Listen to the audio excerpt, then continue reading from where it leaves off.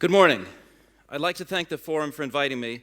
I'd also like to thank my friend and patron, Peter Thiel, for inspiring these remarks. At the Thiel Foundation, we sponsor scholarship in support of human rights. Scholarship that seeks to identify and prevent the causes of violence. I'd like to share with you some of what we've learned. In the Nixon era in America, skeptics of government power developed a diagnostic for understanding politicians and their schemes. Follow the money.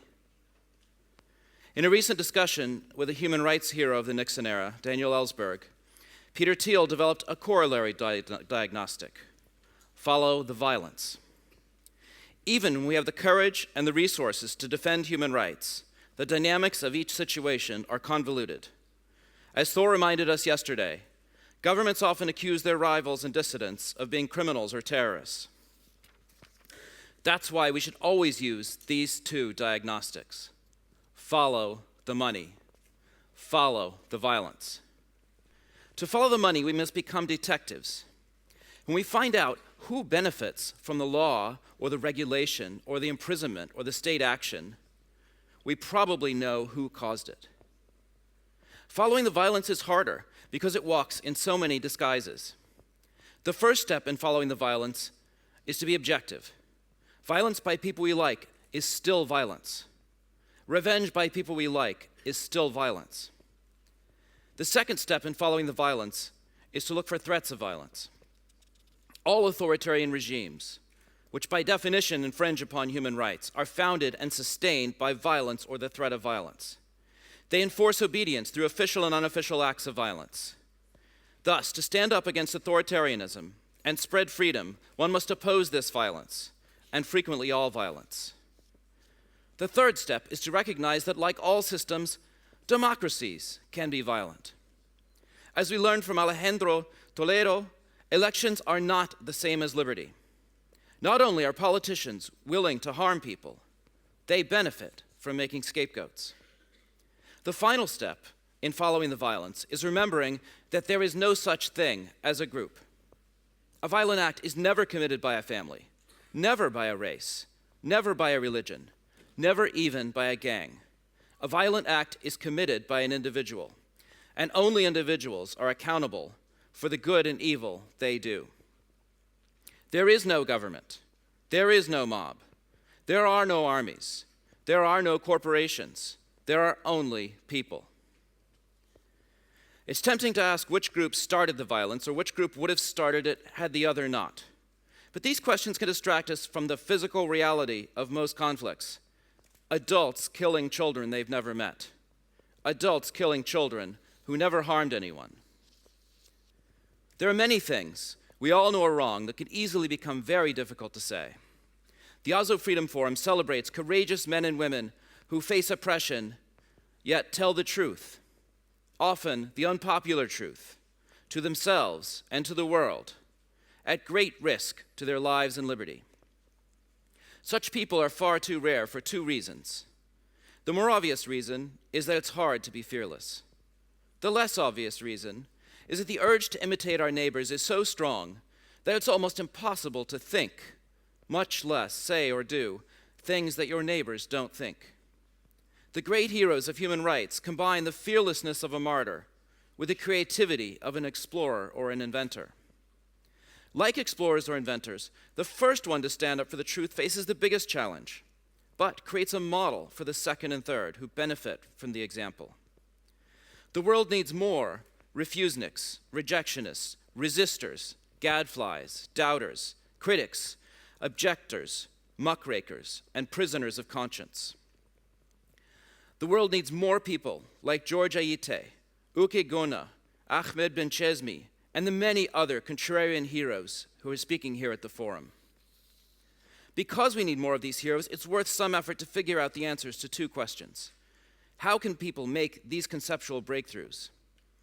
How do they stay centered in the face of both the threat of violence and the resistance of conventional thinking?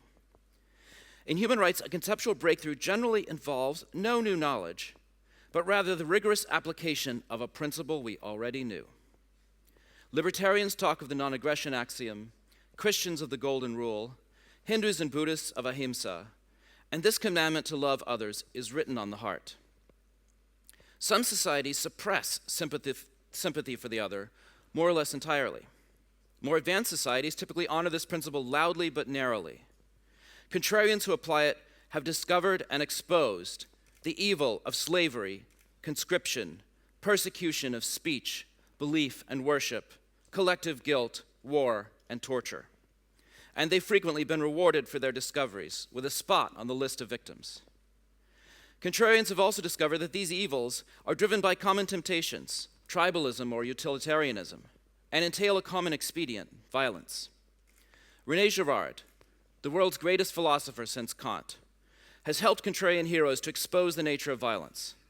As he says, violence is the enslavement of a pervasive lie. It imposes upon men a falsified vision, not only of God, but also of everything else. All authoritarian regimes, which by definition infringe upon human rights, are founded and sustained by violence or the threat of violence. They enforce obedience through official and unofficial acts of violence. Thus, to stand up against authoritarianism and spread freedom, one must oppose this violence and frequently all violence. An objection to state violence is an accusation of injustice. The state's defenders reject the very concept of state injustice. Instead, they assert the legitimacy of their state and argue that whatever a legitimate state does is just, and whatever it permits is liberty.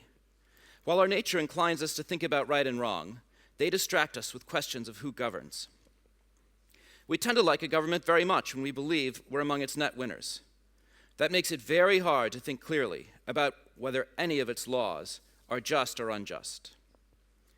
And because power corrupts, any state unchecked by vigorous public scrutiny and a free press will attempt to become the judge in its own cause and the intermediary of all human interaction. Vengeance is mine, saith the state. Contrarians say standard for the same reasons they see clearly, because rigorous application of fundamental principles aligns thinking with feeling, creating a clear picture of the world that explains how it ought to work, how it does work, and our place in it. Once you achieve a clear and true picture, apparent contradictions fall away. The right road is still steep and treacherous, but at last it's clearly marked. This is the predicament of the contrarian hero. His eyes are opened. Straight is the gate and narrow is the way, and every step reveals not only the futility of reaching the peak, but also the impossibility of turning aside. Calling all violence by its proper name becomes, tragically and heroically, the only possible moral position. My favorite play about public health is a Norwegian play, An Enemy of the People, by Henrik Ibsen. I think Ibsen understood how important it is to follow the money, and how vital it is to follow the violence, and how hard it can be to speak truths too terrible for most to admit. As he wrote, "The strongest man in the world is he who stands most alone." And the speakers of this conference are the strongest men and women in the world, because they are willing to stand alone. Thank you.